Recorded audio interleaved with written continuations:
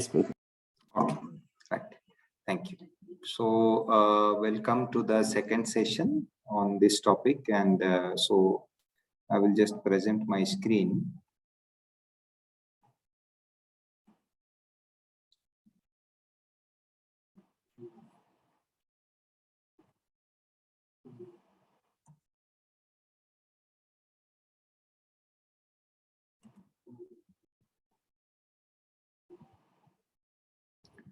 So,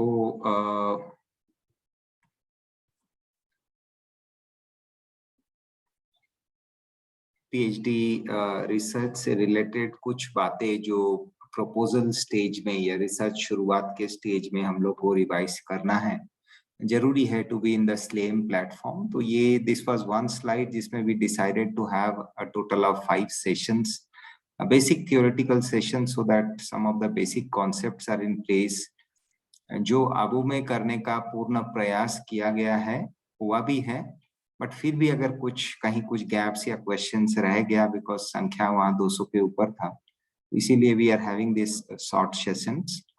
तो we yesterday we covered the first 3 structure of a research proposal, where to search for literature and searching keywords and bearings. ये हमने देखा. आज हम लोग formation of groups कैसे हम लोग सैम्पलिंग कर सकते हैं, कॉन्सेप्ट क्या है उसका, और हाइपोथेसिस और स्ट्रक्चरिंग ऑफ हाइपोथेसिस, इसके ऊपर बात करेंगे. बट बिफोर दैट, कल जो हमने किया उसका 3 स्लाइड्स हम लोग क्विक रिवाइज कर लेते हैं. So this is a summary of the research flow. जो हम लोग इस तरीके से ये स्लाइड पे देख रहे थे, all this 24 points are there, जो कि कोर्स वर्क से रिलेटेड स्टेप बाय स्टेप एक रिसर्च स्कॉलर को, चाहे वो किसी भी सब्जेक्ट पे कर रहा हो, they have to cover this stages from 1 to 24 broadly. There could be certain things here and there, but most of the things in quite detail this has been captured. इसको अगर हम summarize करें, it is something like this. It starts with coursework.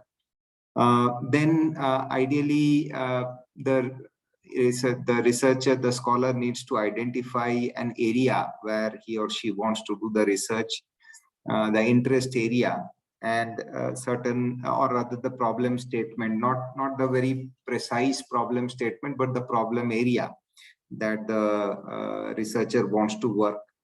And uske ird-gird mein literature review needs to start in a big way. उस literature review के basis में ideation और better तरीके से फॉर्म होता रहेगा, स्पष्ट होती रहेंगी, और उसके बेसिस में finally the researcher will be able to crystallize उनका टॉपिक क्या है, रिसर्च टॉपिक, और द प्रॉब्लम स्टेटमेंट क्या है, उनके हाइपोथेसिस क्या है, मेथोडोलॉजी क्या अडॉप्ट करने वाले हैं. उस बेसिस में वो एक प्रपोजल बनाएंगे और प्रपोजल वो MIU को सबमिट करेंगे. उस प्रपोजल का प्रेजेंटेशन होगा, उसका अप्रूवल आएगा, लेटर अप्रूवल आएगा, जो कि स्टेज 4 में दिखाया गया. उस स्टेज 4 से लेके आपका मिनिमम 3 years 36 months का काउंट इस स्टेज से शुरू होगी, आज से नहीं. It will start from the day you receive the approval of your project proposal. फिर 5 नंबर के 3 स्टेजेस दिखाया गया, which means start of research, which consists of different aspects. One of the bigger aspects, 2 bigger aspects are data collection, and then data को assimilate करके analysis of results, and then once the results are fairly analyzed, in the meantime we need to publish 2 papers, and I will again refer this paper publication point hypothesis के time पे, and minimum 1 to publishing of papers in referred journals, और अपने कुछ अभी journal शुरू होने वाले हैं जो डॉक्टर पांडिमनी भाई रेफर कर रहे थे. And then seminar presentation, synopsis submission, seminar presentation के बाद synopsis के बाद presenting the synopsis in front of a panel, ये internal होती है. And finally, once you get an approval of the synopsis, then it finally goes to thesis submission, and once the thesis is accepted, then finally there will be a defense presentation. So this is a journey which typically is followed. हम लोग ये भी देखा project proposal जो है जो हमें अभी बनाना है, which is our main task in hand now. तो इस प्रपोजल में what are the stages, and these slides are already it has been shared in our WhatsApp group. So we also saw कि रिव्यू ऑफ लिटरेचर करने के लिए internet पे कौन से सर्च इंजिन्स हम यूज करें. These are few search engines which are there, and Dr. Suresh has also mentioned about Science Direct. उसी तरीके से ResearchGate, Shodhganga, PubMed, Google scholar ये हैं. इसके अलावा कई ओपन AI टूल्स हैं जिसको हम इस्तेमाल कर सकते हैं for certain common things, but deep research का इसमें चैट जीपीटी आदि में नहीं मिल रहा है. हमने सर्च किया, but then maybe certain draft, certain formats, इसके लिए ChatGPT can be handy, which you can try out. इसके अलावा आप अगर कोई यूनिवर्सिटी से जुड़े हुए हैं तो उस यूनिवर्सिटी का अपना रिपोजिटरी रहेगा, ई लाइब्रेरी रहेंगी जिसमें बहुत सारे रिसर्च वर्क्स होंगे. And then there was some guidance provided on how to do a search of words, keywords, where the independent variable, dependent variable, or even otherwise आपका जो main variables हैं उसको लेके कैसे आप सर्च करते हुए उसके डेप्थ में जा सकते हैं. Having said that, I had yesterday asked a question to those who have been assigned with me as a research scholar. So उन्हों को पूछे थे, तो anyway I had received the response from Brahma Kumari Priyesha बहन. प्रफुल्ल भाई, I think आप और तारक भाई के साथ I think आप दोनों तीनों ही हैं कॉल में, तो we can discuss this one-on-one instead of doing that in the common forum. So we will go now to today's topic, which is on sampling and group formation, right? तो अब तक हम ये जानना चाहेंगे कल के जो टॉपिक्स थे उसमें अगर maybe if there is any question, then this can be taken now. So quickly, अगर in case if you want to raise a hand through the symbol, then we can quickly clarify that. Otherwise, we will start with sampling and group formation.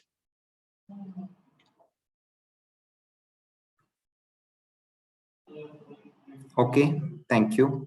So Mukul भाई हाँ तारक भाई बोल रहा हूँ. हमारा क्या first target है? हमारा फर्स्ट टारगेट है तो टॉपिक को माने टाइटल को सिलेक्ट करना, क्योंकि टाइटल सिलेक्ट नहीं होगा तो हम तो प्रपोजल सबमिट नहीं कर सकते, है ना? हाँ, तो सही. हाँ, तो टाइटल को थोड़ा आप फाइनलाइज कर देंगे देखकर, क्योंकि उसके बाद ही हम प्रपोजल लिख सकते हैं, है ना? माने तो ये क्या इंडिविजुअली आपसे बात करके ठीक करें ना, अभी कर सकते हैं? नहीं, सो हम लोग नेक्स्ट वीक इंडिविजुअली बात करेंगे. अच्छा. वो हम लोग इंडिविजुअली डिस्कस करेंगे. अच्छा. दूसरा चीज, एक थोड़ा क्लैरिटी हम यहाँ देना चाहेंगे. अच्छा हुआ आपने ये क्वेश्चन पूछा. हमें टाइटल जीरो डाउन नहीं करना है अभी.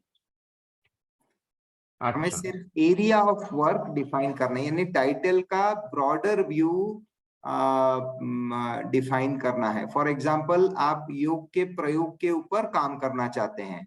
फॉर एग्जाम्पल, योग का प्रयोग, effect of Rajyoga meditation on health.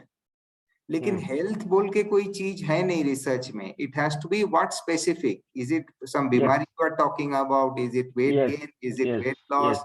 Is it insomnia? Health को क्या किस, is it mental health? Which health? Is it schizophrenia? क्या बात करना चाहते हैं ना? तो exactly. हाँ, तो आपको ब्रॉडली एरिया अंडरस्टूड करना है, सोचना है अभी. सो ये जो पॉइंट नंबर 2 आप जो स्क्रीन पे अभी देख पा रहे हैं तारक भाई, getting the problem statement, it is not zeroing. Point number 2 और पॉइंट नंबर 4 जरा पढ़िए. उसमें लिखा है 2 में लिखा है getting the problem statement, you know having some ideation, इस एरिया पे हमें काम करना है। But 4 is finalising the problem statement, जिसमें एकदम जीरो डाउन, ये फाइनल हो गया है, ये लेके हम अभी 3 साल काम करेंगे। बट ये फाइनलाइजिंग द प्रॉब्लम स्टेटमेंट आपका सुपरवाइज, आपका गाइड आपको दे नहीं पाएगा, आपको जब तक आप इंटरेस्ट नहीं दिखाएंगे कि किस एरिया पे काम करेंगे, नंबर 1, जो हम लोग 1-on-1 बात करेंगे। दूसरी बात, उस एरिया पे ऑलरेडी हो सकता है काम हो चुका है, तो क्या क्या काम हुआ है, जब तक आप वो नहीं पढ़ेंगे तब तक प्रॉब्लम स्टेटमेंट को जीरो डाउन करके एग्जैक्ट वर्डिंग्स करके लिखना असंभव है। यस। और there is a high risk, अगर हम वो कर भी देते हैं, there is a high risk कि करने के बाद सडनली देखेंगे एग्जैक्टली उसी नाम से और किसी का है, तो आपका बीच रास्ता में रुक जाएगी गाड़ी, आप जो ये प्रपोजल सबमिट करने के बाद वापिस आएगा, है ना? ठीक है, तो अभी के लिए आप ब्रॉड एरिया आइडेंटिफाई कर लीजिए। We will talk this week 1-on-1 and then your review of literature आपका शुरू करना है। आपको एग्जिस्टिंग वर्क क्या क्या हुई है इस क्षेत्र में जिस पर आप काम करना चाहते हैं, वो उसका रिव्यू करना है ऑनलाइन में, and then you gradually formulate your problem statement.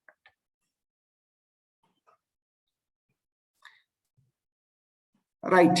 So, having seen this, now let us go into the sampling and group formation.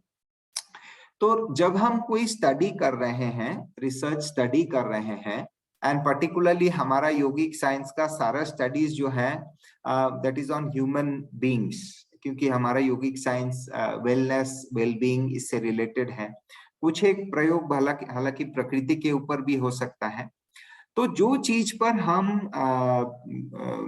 Try करेंगे, हमारे विधि ट्राई करेंगे, या जो चीज का हम स्टडी करना चाहते हैं, so we have to have a group which really, because हम तो सारा विश्व पर स्टडी नहीं कर सकेंगे। For example, let me make a statement. If I say a statement, we want to see, we want to study कि ब्रह्मा कुमारीज के बारे में इंडियन लोगों का ओपिनियन क्या है, पीपल ऑफ इंडिया का opinion about Brahma Kumaris as an organisation. So when we say people of India, then India has so many states, 4 regions, so many languages, so many religion, males, females, transgenders, and then we have socio-economic status, age group, professional status. तो ये सारे कितने सारे status आ रहे हैं अलग अलग, regional strata है, दूसरा है सोशियो इकोनॉमिक स्टेटा है, तो बहुत सारे ये हो जा रहा है। नाउ सोचिए, हमने ये लिया कि इंडियंस का ओपिनियन क्या है about Brahma Kumaris as an organisation, इस पर मैं एक स्टडी करना चाहता हूं, मैं एक सर्वे करना चाहता हूं। Now how will I do the survey? और इफ आई से what is the opinion of Raj yoga among Indians? Now, when we use the word Indians, and suppose I am located in the city of Bombay, and I am taking people from Bombay and saying that this is a study for India, then it is not really representing India, because I have taken samples from the West only and trying to say that this is the opinion of Indians about Raj Yoga. So ये गलत हो जाएगा. That means whatever sample, because हमें 100% of the population को करना possible नहीं है, माना 1.3 billion Indians को सर्वे करना possible नहीं है. So therefore we will be doing a survey of maybe 1,000 or 2,000 people, but ये 1,000 or 2,000 people has to represent that 1.3 billion population of India. So this is called as the population. Population means the total manpower or the total resources which is under consideration of the study. And because physically ये possible नहीं है total resource को consider करना या वहां पे reach करके study करना, therefore उस total जो population है उसका एक छोटा सा representative हिस्सा हम create करें which really represents the population. So the opinion of this small sample, which is a group, is a representation of the Vishal population. Now this is called as representative group of the population. Now in order to do that, we have to follow probabilistic sampling method. So there are two types of sampling methods. One is probabilistic sampling method. Probabilistic sampling method means in this sample, people have equal chance to be a part of that sample group. And second thing, therefore, this particular group really represents the bigger population, the mass population, जो आप consider कर रहे हैं आपके study के लिए, right? So this is probabilistic sampling. उसको कैसे करना है वो कुछ methods हैं, हम देखेंगे. The second part is non-probabilistic sampling, जहां पे we have formed a group for our study, but this group does not represent a bigger population. It is not a representation of the bigger population. क्यों? क्योंकि हमने हमारे सुविधा के अनुसार, as per our convenience, we have formed the group, number one. Number two, there were certain constraints because of which हम वो नहीं form कर पाए probabilistic way में. The third thing is that there are very few, these are very specific studies, single sample study, और very few handful of such peoples जिसके ऊपर हम study कर रहे हैं, जिसको हम reach ही करना difficult है, and therefore it is very restricted, and therefore it is not representing the whole mass. It is a non-probabilistic sampling.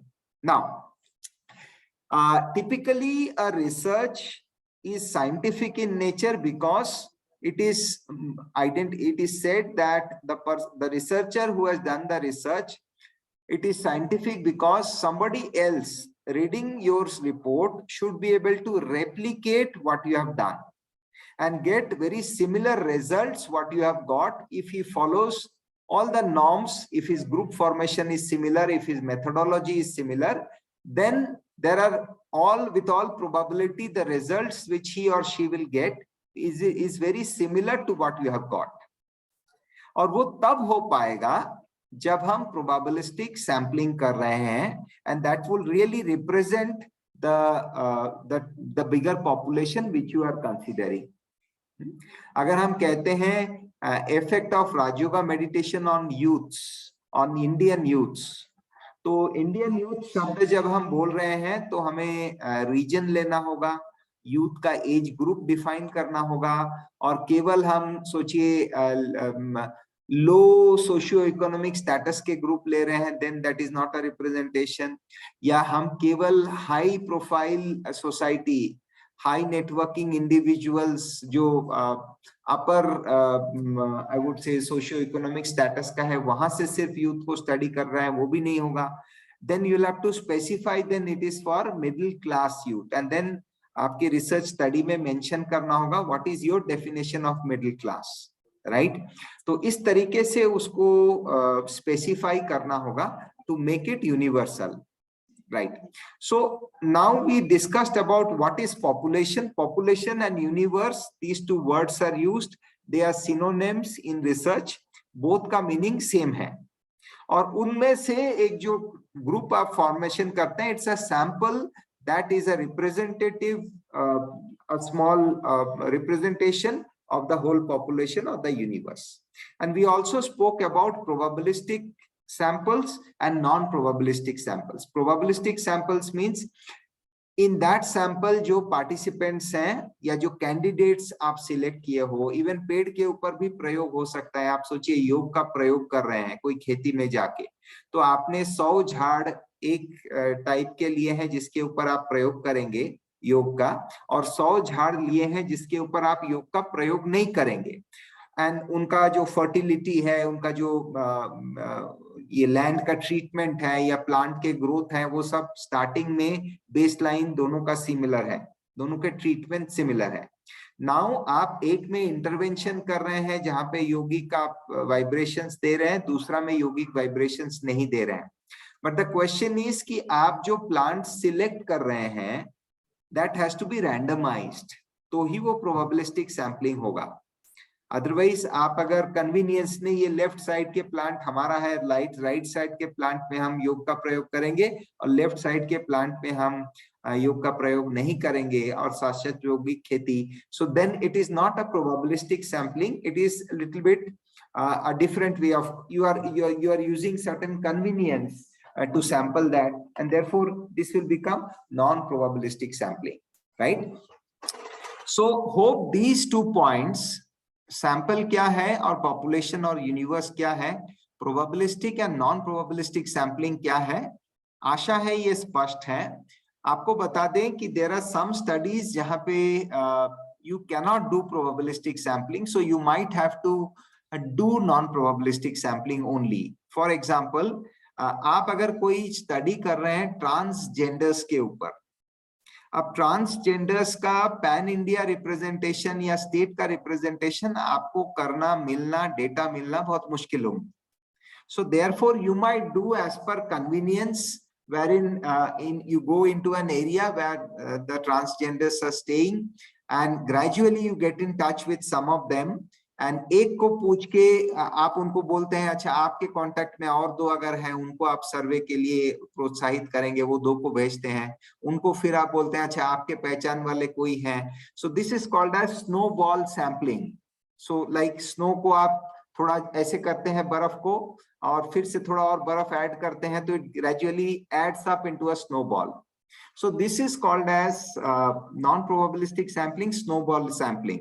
जैसे जैसे आपको लीड्स मिलता जा रहा है आप ऐड कर रहे हैं अपने सर्वे में, but this definitely is not probabilistic sampling. So we as researchers, our intention should be to form a group which is probabilistic in nature. अगर किसी कारण से हमारा स्टडी ऐसी है जहां हम कर ही नहीं पाएंगे तो भले हम नॉन प्रोबेबिलिस्टिक कर सकते हैं, परंतु हमारे रिसर्च में द रिसर्च का स्ट्रेंथ कम हो जाती है अगर हम नॉन प्रोबेबिलिस्टिक सैम्पलिंग करते हैं। Then it becomes something which will give a lead to the next level of research, but it is not a very strong confirming evidence that it really represents the whole population. Now here I stop for a moment just to take some feedback. In case if you have any questions, you may please indicate, you may please unmute and ask, and then we will go in detail about each of these sampling methods quickly. Over to you. Om Shanti भाई जी।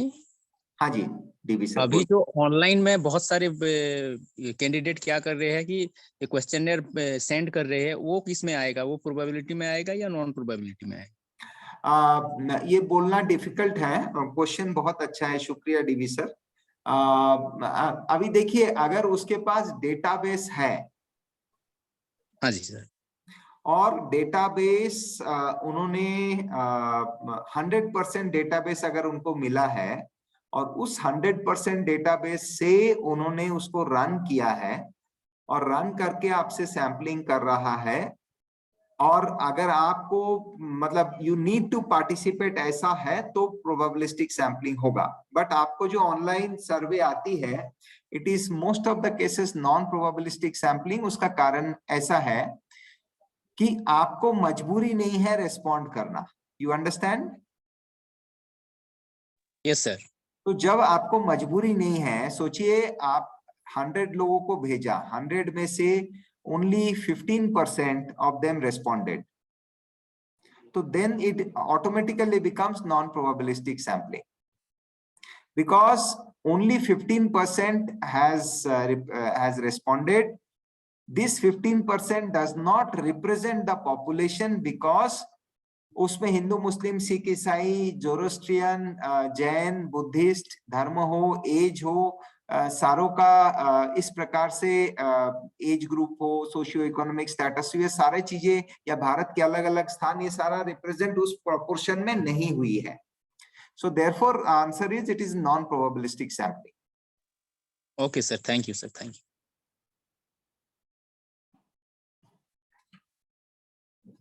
Can we proceed? So we will proceed with the probabilistic sampling methods. तो यहाँ पे कुछ sampling methods दिए हुए हैं, ये आप इंटरनेट पे बहुत अच्छे वीडियोस भी मिलेंगे। So what is random sampling? Random sampling मतलब सोचिए आपको let me give an example. आपके स्कूल, आप एक स्कूल में गए हैं कुछ एक सर्वे करने के लिए, बच्चों का मोटिवेशन के लिए, और स्कूल में टोटल 100 बॉयज एंड गर्ल्स हैं। मैं फॉर द टाइम बीइंग मैं कंसीडर करता हूं this is a girls school and there are 100 girls in a class, and you want to do a sampling and you want to make it a probabilistic sampling, a random sampling.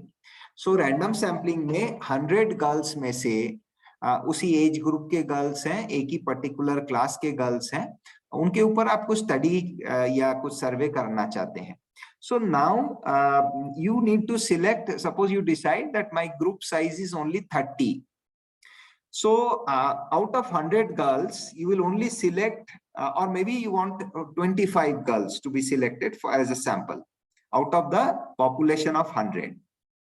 So 100 में से 25 को आप किस आधार पर select करेंगे, कैसे select करेंगे? So there are two methods which you can do. 100 में से आप 25 को सिलेक्ट करना है तो आप MS Excel, माइक्रोसॉफ्ट एक्सेल में रैंडम नंबर जनरेशन का ऑप्शन है, तो वहां आप रैंडम नंबर जनरेट कर सकते हैं कि I want 25 random numbers starting from 1 and ending up to 0.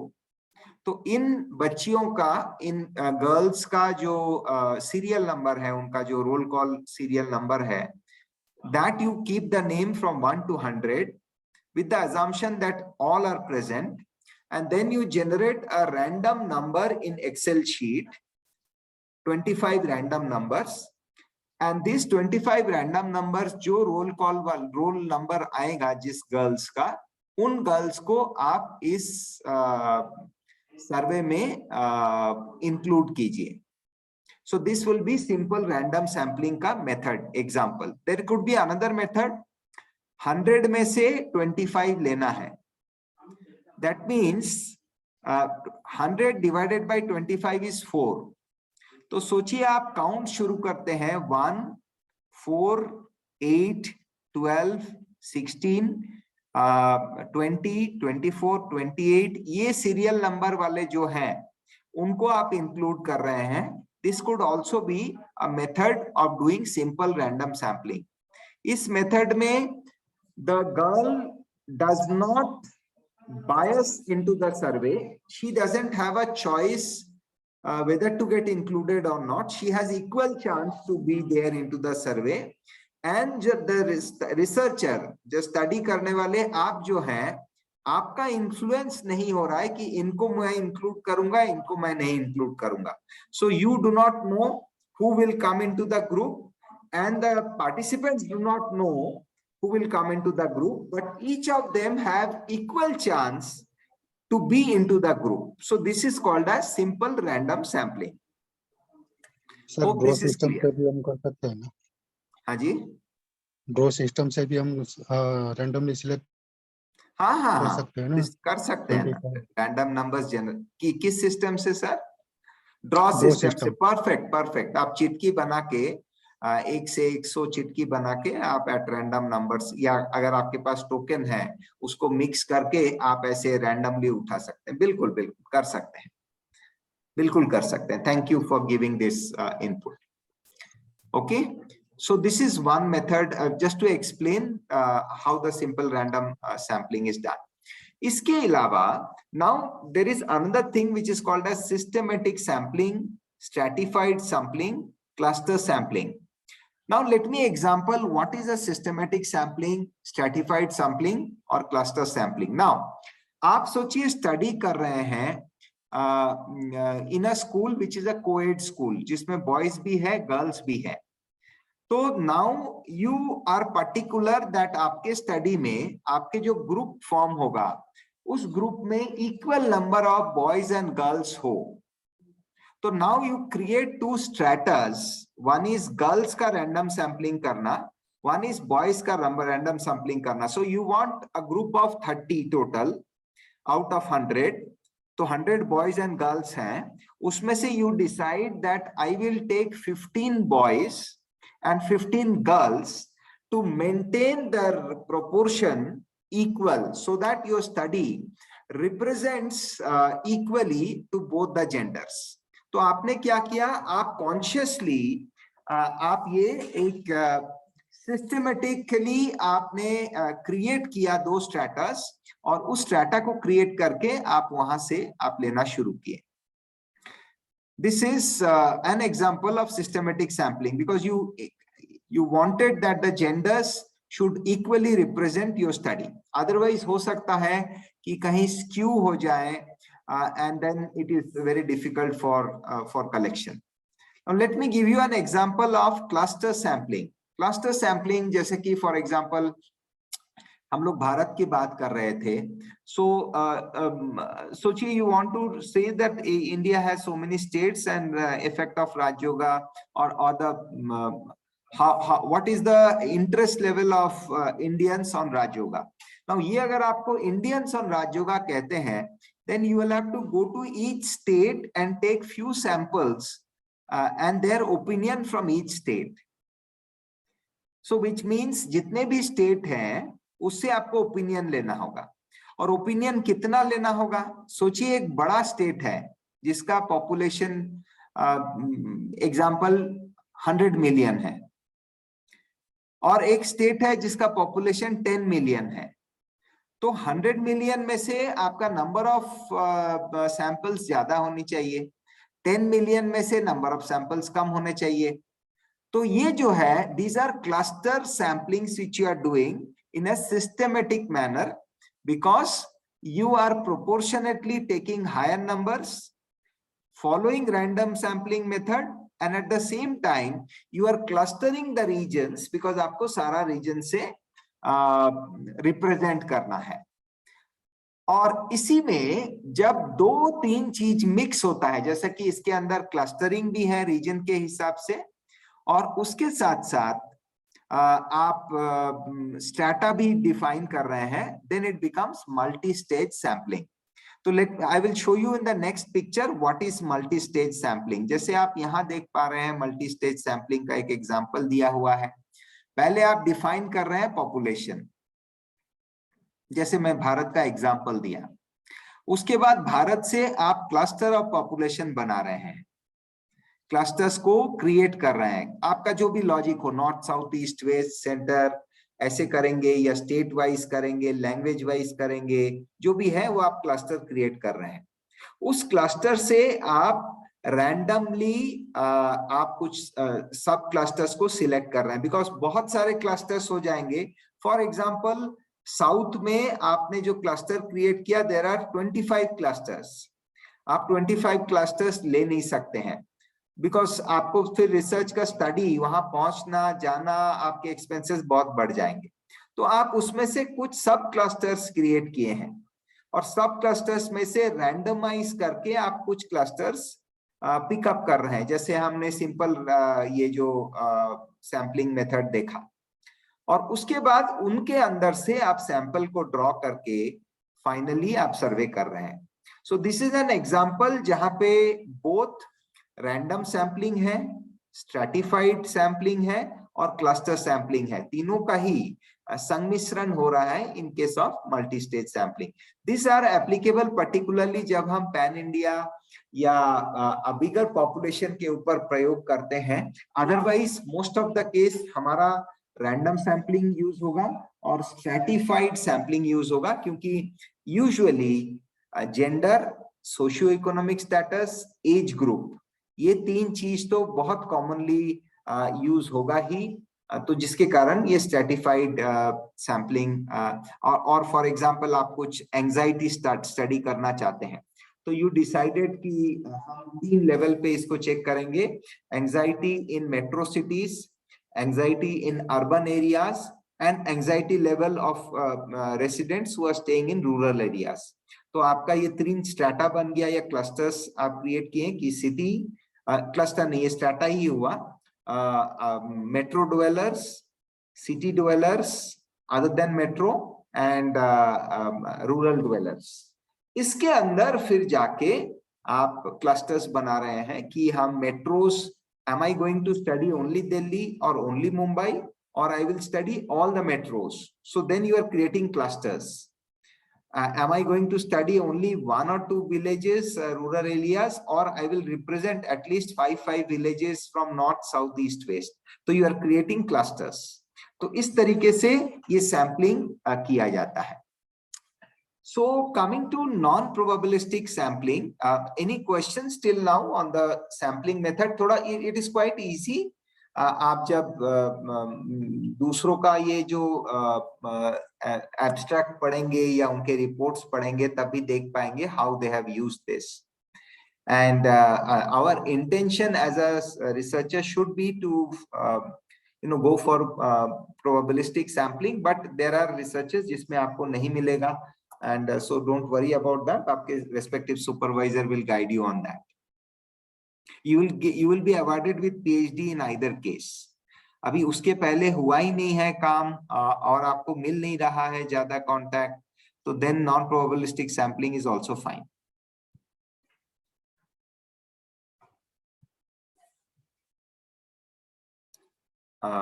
Somebody is asking.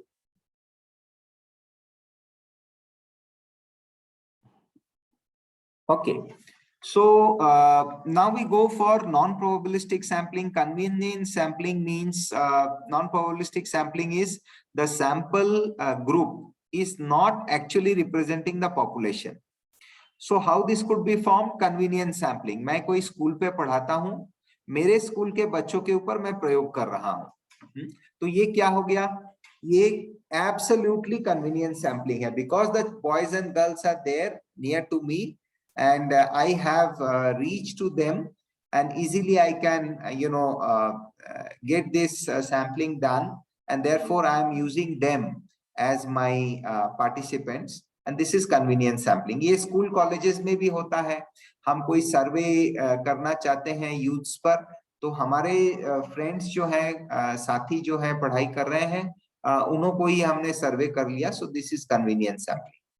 Kota sampling में देयर आर कन्वीनियंस सैम्पलिंग का थोड़ा सा और बेटर फॉर्म है, जहां पे एज आई मेंशन्ड कि we prepare certain quota. For example, we want to see the attitude of one topic. For example, let us take again attitude towards meditation of Indian students. ये हम study कर रहे हैं कि what are the attitude of towards meditation on Indian students, and we decided that ऐसे करते हैं. Indian students बोलने से ठीक नहीं होगा, हम साइंस का अलग, आर्ट्स का अलग, कॉमर्स का अलग. हमारे कॉलेज में या हमारे यूनिवर्सिटी में तीनों ही है. So I will collect 100 samples from science students, 100 from arts students, 100 from commerce students. So इस तरीके से जब हम करते हैं, so we are trying to create a strata, but definitely it is not a randomized sampling, it's a quota sampling कि we are distributing कि भाई 100 science, 100 art, 100 commerce, या उसके अंदर भी 50 males 50 females करने का जबरदस्ती हम प्रयास कर रहे हैं. When I use the word जबरदस्ती, let me give you an example. So in the science section or in the art section, you find that out of the 100 people, 100 students who are there, 70 of them are ladies and 30 are gents. But आपको कैसे करके भी 25 लेना है, 25-25 लेना है दोनों से. तो आप 70 से जब 25 को ड्रॉ कर रहे हैं और 30 में से जब 25 को ड्रॉ कर रहे हैं, it is not a probabilistic sampling, it is convenience, because आपको 50 का एक मिक्स ग्रुप बनाना है, इक्वल जेंट्स इक्वल लेडीज का. तो आप 70 लेडीज में से भी 25 ही उठाए हो और 30 जेंट्स में से भी आप 25 उठाए हो, तो ये इंसाफी नहीं है. It is not इंसाफी in the sense it's not probabilistic. So this is called as quota sampling, but you wanted to maintain that balance of males and females responding to your survey, and therefore you have used convenience, but at the same time you have maintained some quota. ये है quota sampling. Purposive sampling क्या है? For example, आप कोई Himalayan योगी को study करना चाहते हैं कि ये योगी जी जो है ये बर्फ में बैठे रहते हैं, कोई भी गर्म कपड़ा नहीं है और वो वहां सालों साल तपस्या कर रहे हैं. इसके ऊपर आपका स्टडी है. अब सवाल उठता है ऐसे योगी आपको कितना मिलेगा स्टडी करने के लिए? हाँ, आपको 30 ऐसे योगी या 100 योगी तो ऐसा नहीं मिलेगा, तो ये आपको 2-4 ही मिलेंगे। तो इस केस में आप you will go for purposive sampling, या आप 100 साल के ऊपर जीने वाले जो फुल्ली फिट हैं और जो योगिक प्रैक्टिस के आधार पर 100 साल के ऊपर जी रहे हैं, इसके ऊपर आप स्टडी कर रहे हैं, 100 इयर्स के ऊपर जी रहे हैं, वो एकदम स्वस्थ हैं, फिट हैं, चलना फिरना कर रहे हैं, सब कुछ कर रहे हैं, तपस्या कर रहे हैं, you may not get much sample. सोचिए आप बहुत घूम फिर के हरिद्वार और सब ऋषिकेश ये सब घूमकर, हिमालय घूमकर, आपको बड़े मुश्किल से 11 लोग मिले, और 11 में से कुछ लोग मौन में हैं, they decline to respond to you. Finally आपको केवल 8 योगी ऐसे मिले जो आपके सर्वे अंडरगो करने के लिए तैयार हुआ। तो therefore this is purposive sampling. This is also absolutely fine. अगर इस प्रकार के कुछ स्टडी होते हैं, आप गाइड के साथ सीरियसली बात कीजिए, क्योंकि ऐसा ना हो, क्योंकि फाइनली आपका रिसर्च करना केवल मकसद नहीं है। रिसर्च तो आप कभी भी कर सकते हैं, बट आपको फाइनली डिग्री भी लेनी है, दोनों ही मकसद है, प्लीज इसका ध्यान रखिएगा। So there has to be a balance. इस प्रकार के 2-4 लोगों के सैंपल के ऊपर स्टडी करना, purposive sampling, it is absolutely fine in research, but for your study, हाँ, ये आप थोड़ा गाइड के साथ ऐसे सिचुएशन अगर होती है तो थोड़ा डिटेल में डिस्कस कीजिए। The guide should also take the consent from MIU officials, how they see into this, and उसके बेसिस में ये चीज आप आगे लें तो अच्छा होगा। अदरवाइज आपका काम अटक जाएगा बीच में, और it will unnecessarily get delayed, but then this is absolutely fine in the research perspective, right. और स्नोबॉल सैंपलिंग में आपको बताया, जैसे आप किसी के कांटेक्ट पे आ रहे हैं, कुछ ऐसे सब्जेक्ट्स हैं जिसके आपको डायरेक्टली लोग मिल नहीं रहा है, तो नेचुरली 1-2 लोग आए हैं, वो आपको और 2 को रेफर कर रहे हैं, वो आपको और 2 को रेफर कर रहे हैं, इस प्रकार से रेफरल के थ्रू आप चेन सैंपलिंग होता जा रहा है। बट इसमें जो सैंपल्स, जो सब्जेक्ट्स हैं, जो पार्टिसिपेंट्स हैं, उसके कौन आएगा उसके ऊपर आपका कोई कंट्रोल नहीं है, कोई रैंडमाइजेशन नहीं है, कोई भी आ सकता है, और स्ट्रैटिफिकेशन भी नहीं है, वो जिसको रेफर करेगा आपका मजबूरी है, because there you don't have much samples. So that this was all about sampling and group formation, and now we will go towards hypothesis structuring. So I have 2 slides on hypothesis structuring in case yes. So what is hypothesis? So हम लोग जो study करते हैं, उस study का जो problem statement define करते हैं, उस प्रॉब्लम स्टेटमेंट के बीच में इस स्टडी के दौरान हमें क्या रिजल्ट मिलने वाली है, आउटकम क्या होने वाला है, these are expressed in the form of short sentences which are predictive sentences, which gives a prediction of the result of my study. कुछ भी स्टडी हो, भले वो कॉज एंड इफेक्ट स्टडी हो या कोरिलेशन हो, एक्सप्लोरेटरी स्टडी हो, तो इस प्रकार से कुछ प्रेडिक्टिव स्टेटमेंट्स करते हैं, राइट। तो अब उसको कहा जाता है हाइपोथेसिस। तो state your prediction about what will be the tentative outcome, उसको हाइपोथेसिस कहते हैं। और हम आपको एक छोटा सा 3.5 मिनट का वीडियो भी भेजे हैं, यूट्यूब वीडियो है, जिसमें एजुकेशनल इंफॉर्मेशन है अबाउट हाइपोथेसिस। सो हाइपोथेसिस में 2 बातें हम समझें। एक है, ये बहुत कुछ दिया हुआ है, नल हाइपोथेसिस, अल्टरनेट हाइपोथेसिस। तो we will just see what is an alternate hypothesis, what is a simple hypothesis, and what is a complex hypothesis. A simple hypothesis is one जहां पे straight forward इंडिपेंडेंट वेरिएबल और dependent variable को, एक ही independent variable और dependent variable को लेके sentence form हुई है। A complex hypothesis is जहां पे मल्टीपल पॉइंट्स हैं। Now let me example what is a simple hypothesis. हम अगर कहते हैं, सोचिए I am doing a study on Amrit Vela. Those who do अमृत वेला, their anxiety levels are low. This is my study. So I will make an hypothesis that participants practicing Amrit Vela will have inverse. Amrit Vela has inversely proportional effect on anxiety. So the more Amrit Vela, the less anxiety. This is my hypothesis. So यहाँ पे this is a simple hypothesis, क्योंकि यहाँ केवल हम अमृत वेला का योग का बात कर रहे हैं और दूसरा है हम जो एंजाइटी लेवल रिडक्शन का बात कर रहे हैं.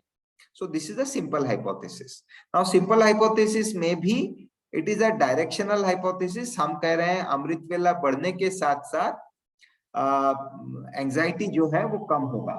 So we have a direction. We are saying increase of Amrit Vela meditation will reduce anxiety level, right? Or maybe increase of Amrit Vela will increase my energy level, physical energy level, or increase of Amrit Vela will increase my positive mood. So this is a positive directional hypothesis. So ये हो गया simple hypothesis. Now हम अगर इसी चीज को कहते हैं कि okay, the study is on Amrit Vela, and we say that doing Amrit Vela and Murli class, so we have added up Amrit Vela और उसके बाद Murli, morning Murli. Participants attending Amrit Vela and Murli class are found to be less anxious and more energetic. अब आप देखिए दो आपका influencers हैं. One is Amrit Vela, second is Murli. Participants who are attending Amrit Vela and Murli class are found to be less anxious, directional hypothesis, but केवल anxiety नहीं है, and more energetic. So दो आउटकम्स हैं और दो इनपुट्स हैं. ऐसे केस में this is called as complex hypothesis. So I hope three things have fairly been understood. Ki what is a hypothesis? So hypothesis it states the predictions of your study in the form of a very structured sentence. If the sentence has one cause and one effect, or sort of a simple statement, it is called as a simple hypothesis. If there is more than one variables which you are putting into the statement, then it is called as a complex hypothesis. Now I will show you few examples of hypothesis to understand it better. तब तक अगर आपका कुछ queries हैं on the hypothesis till now, whatever has been explained, you can please unmute and ask. In the meantime, let me open the example of hypothesis.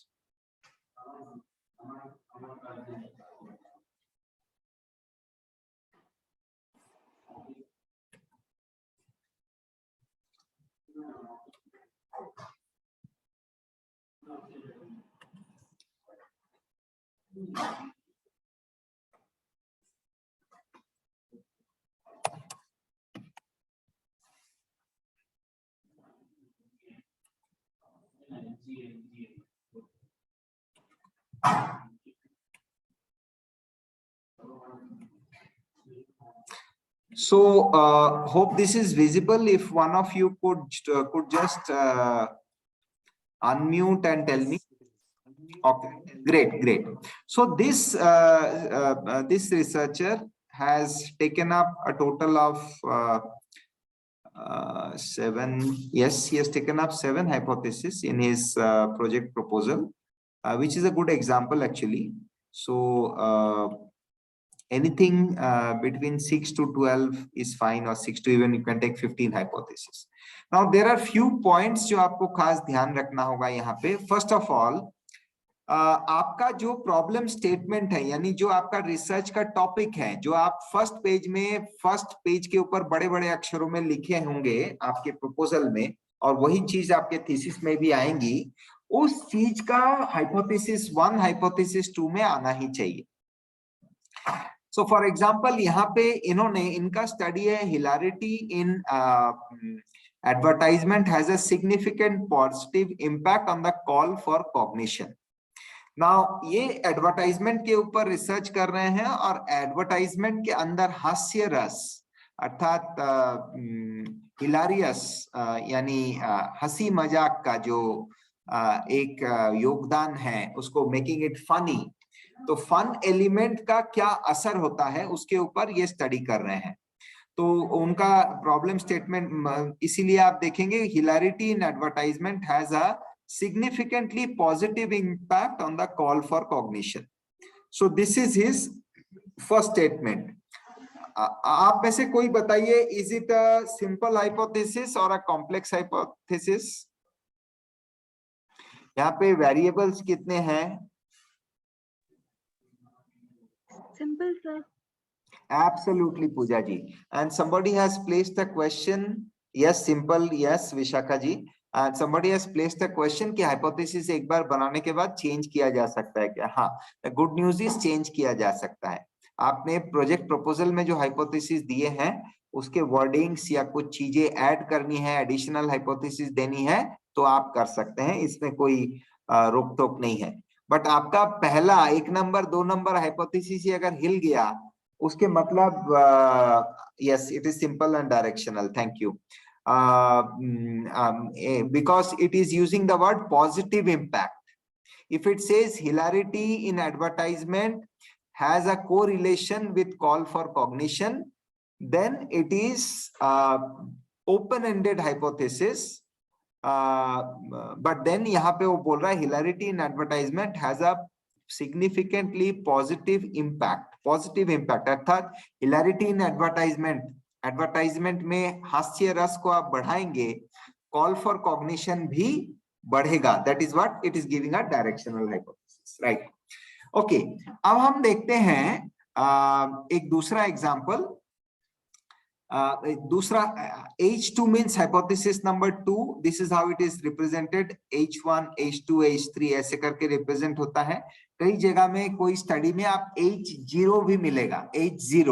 H0 का मतलब है null hypothesis.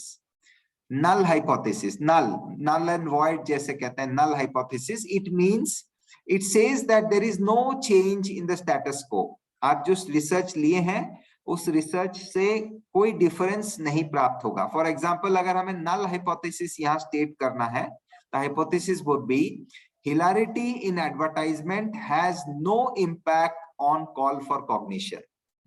So hilarity in advertisement has no impact on call for cognition. ये H0 होगा।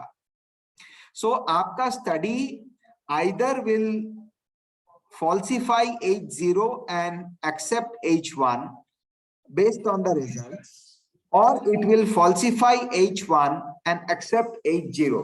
So this is what is the total study. But आप biased नहीं होंगे, आप unbiased के रूप से दोनों में से आइदर आप नल हाइपोथेसिस को फॉल्सिफाई करेंगे एंड अल्टरनेट हाइपोथेसिस यानी H1 H2 H3 alternate hypothesis कहते हैं, अल्टरनेट हाइपोथेसिस को एक्सेप्ट करेंगे या अल्टरनेट हाइपोथेसिस को फॉल्सिफाई करेंगे, और चाहे ना चाहे हमें नल हाइपोथेसिस को एक्सेप्ट करना पड़ेगा बेस्ड ऑन रिजल्ट्स। तो इस तरीके से now we will see an example in this about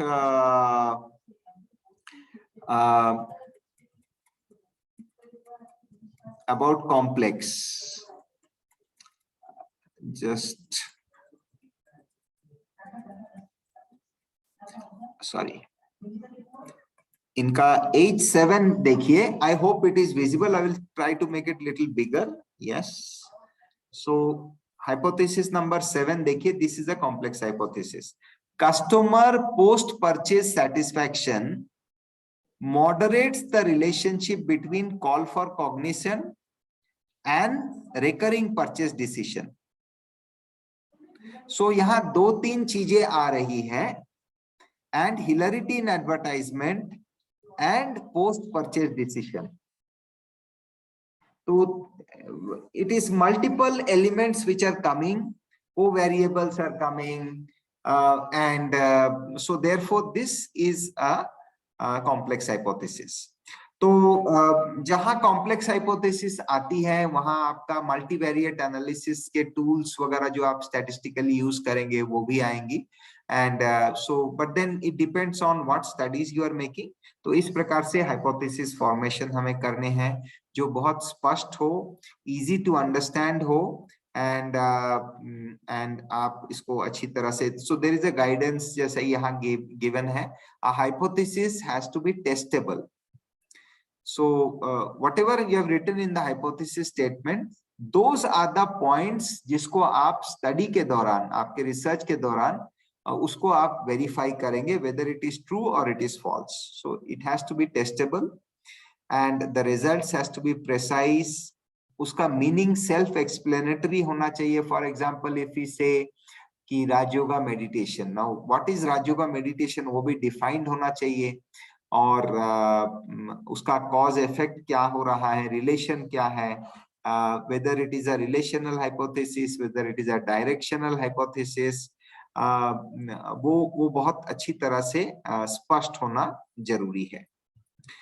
hypothesis कैसे बनाना है वो तो जैसे जैसे हम लोग पढ़ते जाएंगे रिव्यू ऑफ लिटरेचर, तो अपने आप we will see lot of examples, and it is not at all difficult, because आप आपके सुपरवाइजर के साथ बातचीत करते हुए ही और she will guide you with few questions कि भाई देखो ये तुम्हारा रिप्रेजेंट हो रहा है क्या, और you break up this into two hypothesis, can you have this.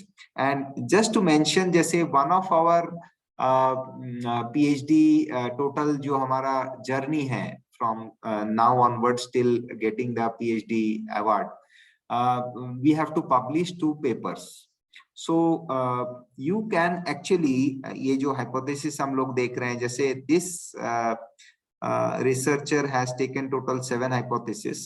So you can publish your paper by taking any one hypothesis out of this. तो आप एक पेपर टॉपिक जो है वो आप एक हाइपोथेसिस पर बना सकते हैं, एक दूसरा पेपर दूसरा हाइपोथेसिस पर बना सकते हैं. तो इस तरीके से it is quite easy, and ideally for 3 years of research the number of hypotheses should not be less than 6, and ideally it can go up to 10, 12 or 15 also depending on your study. But 2-3 करके research का ऐसा actual research में हो सकता है. But again, since we are doing an academic PhD and we are also being awarded a certificate, so we should show enough work that we have done. So having said that, I am now stopping my presentation, and we can now talk in case if you have any questions related to what we discussed.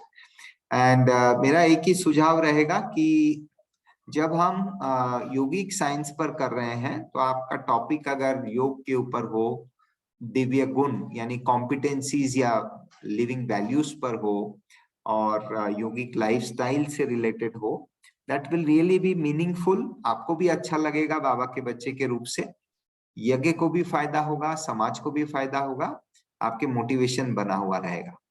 But nevertheless, this does not stop us from taking certain topics, like topics from pure psychology, which are not positive psychology, but regular psychology, which could be related to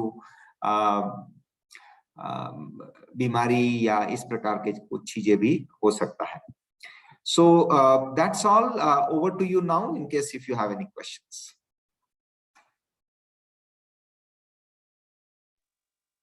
Om Shanti भाई जी. हाँ जी, ओम शांति. अगर हम philosophical point of view से देखेंगे तो हमारे यहाँ पर तो हाइपोथेसिस नहीं होगा, तो वहां पर हम ऑब्जेक्टिव्स दे सकते हैं, उसके ऊपर थोड़ा प्रकाश डाले तो अच्छा होता है. जी जी जी जी कर सकते हैं, और वहां पे हाँ ऑब्जेक्टिव्स दे सकते हैं. और even there also when you are studying, for example आप एक कंपैरेटिव स्टडी कर रहे हैं, कोई पतंजलि योग दर्शन और योग वशिष्ठ के जो हठ योग दर्शन है उसके ऊपर, और राजयोग मेडिटेशन इसके ऊपर एक कंपैरेटिव स्टडी कर रहे हैं फॉर एग्जांपल. तो कंपैरेटिव स्टडी में भी आप कुछ ऑब्जेक्टिव्स दे सकते हैं बिल्कुल, और so that is also fine. और कुछ जगह पे पॉसिबिलिटीज हो भी सकता है जहां आप हाइपोथेसाइज कर सकते हैं, बट एग्जिस्टिंग लिटरेचर को अगर आप एनालिसिस कर रहे हैं, स्टडी कर रहे हैं, तो yes you can give the objectives. You are right. Okay भाई जी, thank you. Om Shanti. Om Shanti. I wanted to ask a question. If we are doing some random sampling is there any kind of sample size restriction there that out of 100 or 500 participants you need to select some proper number out of it? Is there any kind of size restriction? Yes. 100, 500, Yes. 1000? Yes, Cynthia ji, thanks for asking this question. So there is a minimum number in which a particular graph can be formed, and also the second thing is the sample should represent the population.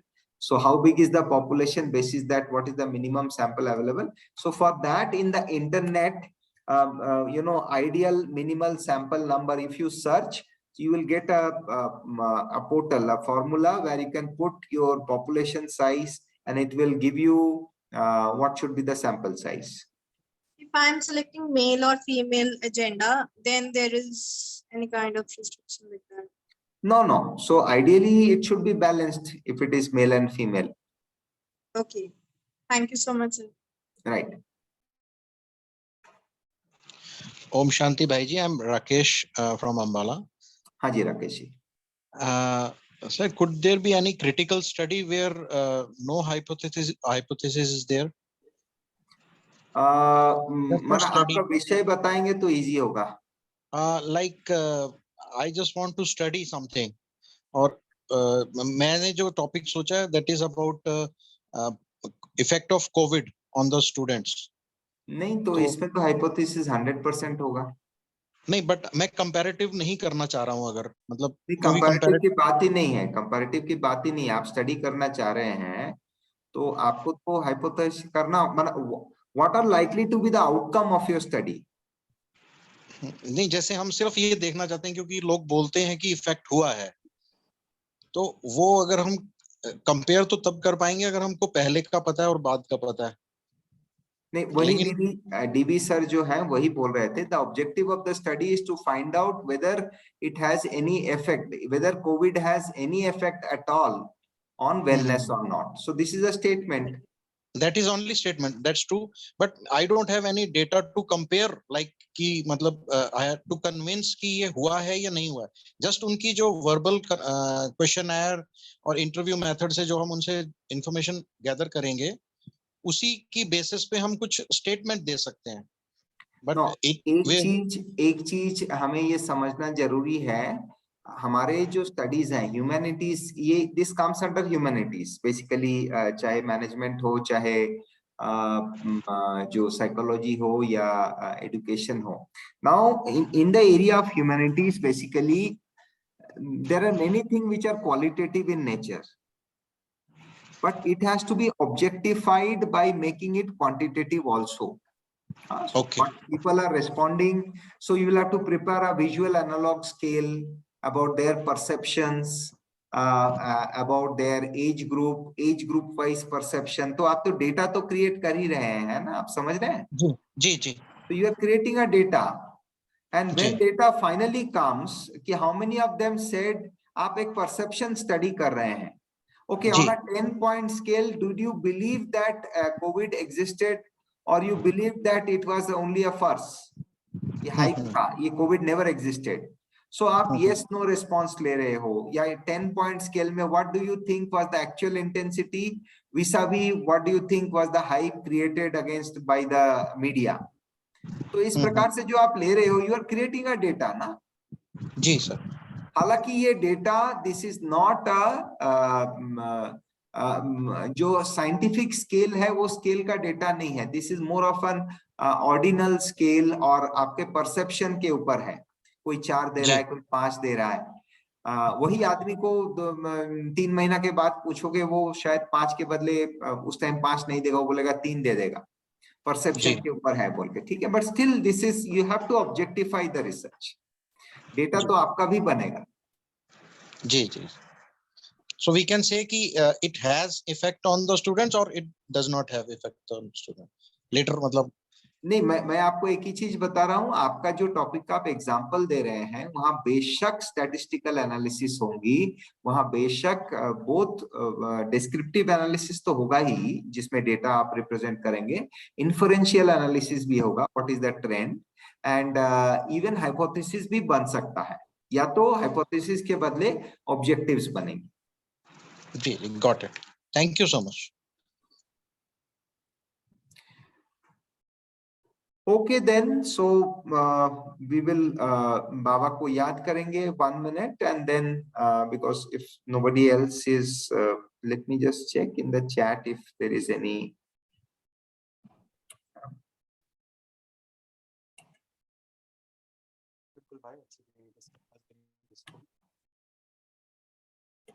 बहुत अच्छे से हमको समझ में आया कि किस प्रकार से सैंपल सेलेक्ट करना है हाइपोथेसिस के बारे में, and I think this would give us a great direction for planning our researches. So thanks once again, and whenever we have future such sessions, so I will announce in the group after discussing with Mukul bhai ji कि आगे के जो topics है उसके ऊपर, but I think आज तक जितना भी मुकुल भाई जी आपने कवर किया है, this is I think good start for us to at least start preparing our research proposal. Yes, we can start the work. And मेरा request रहेगा प्रफुल्ल भाई, अगर आप and after this session अगर आप प्रियेशा बहन and तारक भाई, अगर if you could stay back in the session for 2 more minutes, if that is okay. Then after Baba's yad, then it would be good. Others can then disconnect. Thank you so much to all of you. Om Shanti.